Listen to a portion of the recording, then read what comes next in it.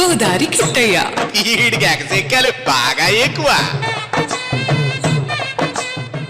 ఉత్తరాన లేవండి ధ్రువ నక్షత్రం, దక్షిణాన లేవండి మలయ పర్వతం, నింగిలేని తారక నీవెక్కడా నీవెక్కడా, చెప్పవే నీ చిరునామా, చెప్పవే నీ చిరునామా.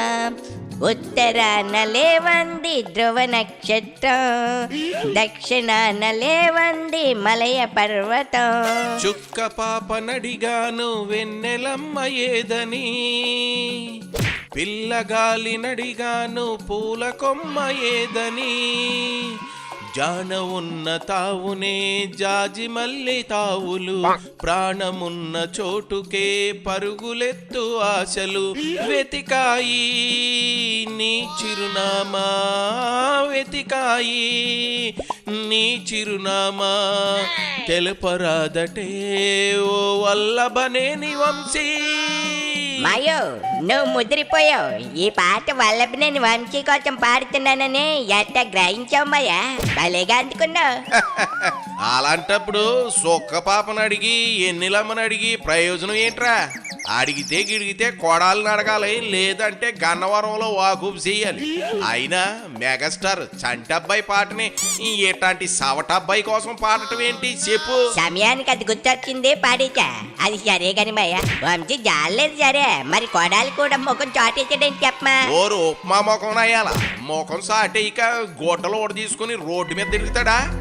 అసలే రెడ్ బుక్ భయం వెంటాడుతూ ఉంటే ఇప్పుడు బయటికి రాగలదా? నిజమే మాయా, మనోడికి అంకుచో రామరెడ్డి టైప్ ట్రీట్మెంట్ ఇస్తామని లోకేష్ చెప్పాడు కదా, అందుకే వణికిపోతా ఉండుంటది. అవును రోయ్, ఇక్కడ ట్విస్ట్ ఏంటో తెలుసా? వంశీ నోటుకొచ్చినట్లు వాగినందుకే కేసు పెడతారనుకున్నావా? ఇక్కడే అచ్చులో బొమ్మ అయింది. అవునా, అచ్చులో బొమ్మ ఎందుకు ఎవరిది మాయా? మట్టి స్కామ్ నాయనా, మట్టి స్కామ్. అది ఊరకే వదులుతుందా? మట్టి కనిపించే వరకు వదలదుగాక వదలదు. అందుకేనా వల్లభనేని కనిపించడం మానించాడు. ఇంకా పిచ్చివాగుడు కేసులు పడతాయని అజ్ఞాతలోకి వెళ్ళాడు అనుకున్నాను. ఎందుకే ఈ మట్టి స్కామ్ ఏంటి మాయా? ఆ కేసు ఏంటో లెంత్ ఎక్కువైనా పర్లేదు, డీటెయిల్ గా చెప్పు. 1-2 కోట్లు కాదురా ఓబు, ఏకంగా 100 కోట్లు విలువ చేసే ఆర్థిక నేరాన్ని వంశీ చేసాడట. దాని చుట్టూతా ఉచ్చు పీల్చుకోబోతుందంట. అప్పట్లో ఇళ్ల పట్టాల కేసు ఉంది కదా మాయా, ఆయన బినామీల పేరుతో 2019కు ముందు ఇల్లు కాజేసాడని వైసీపీనే కేసు ఎట్టింది కదా. అది టీడీపీ నుంచి దూరం చేయాలని జగన్ రెడ్డి వేసిన స్కెచ్.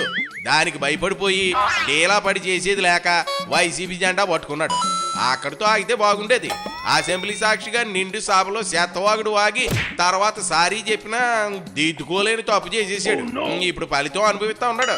సరేమయ్యా, ఎందుకు 100 కోట్ల స్కామ్ ఎట్లా చేసేసాడు? అసలు ఏం చేశాడు? ఏముంది, వంశీ హయాంలో పోలవరం కాలువ గట్లకు కూడా తవ్వుకుని మట్టిని అమ్మేసుకున్నట్లు ఈ మధ్య బయటపడింది. దాదాపు 100 కోట్ల మేర కొలగొట్టినట్లు కూటమి ప్రభుత్వం విచారణలో తేలింది. ఇక కేసు పెట్టి అరెస్ట్ చేయడం లాంఛనమే రోయ్. ఓబు, వంశీ కటకటలనకపోవడం ఖాయం, పక్కాగా బిగించేసాడు. అంత స్కామ్ చేస్తే జగన్ ఊరుకుంటాడా? వాటా అడగలేదు. వాటాలు తాడేపల్లి ప్యాలెస్ కి చేరకుండా ఉంటాయా? సజ్జలు ఊరుకుంటాడా? అయితే వంశీ మొత్తం తన బినామీలతోనే ఈ స్కామ్ జరిపించాడట. తన దగ్గర పనిచేసే డ్రైవర్లు తమ పార్టీ కార్యకర్తలు వారిని బినామీలుగా పెట్టేసి లైసెన్సులు తీసుకున్నాడట.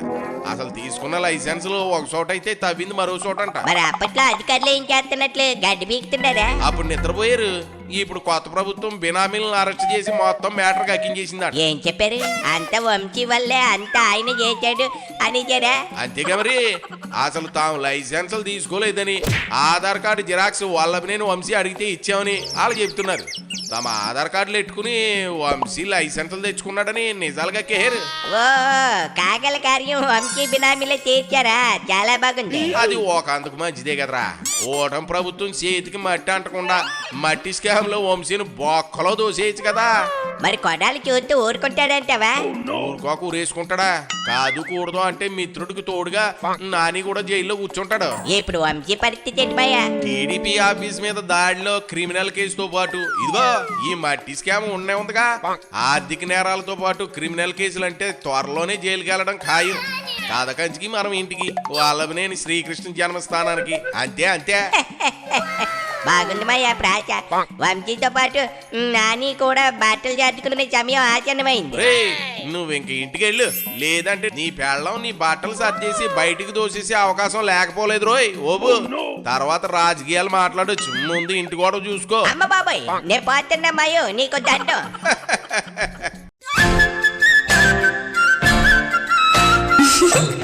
గోదారి కిట్టయ్య. ఈడికి ఎగసెక్కాలి బాగా ఎక్కువ.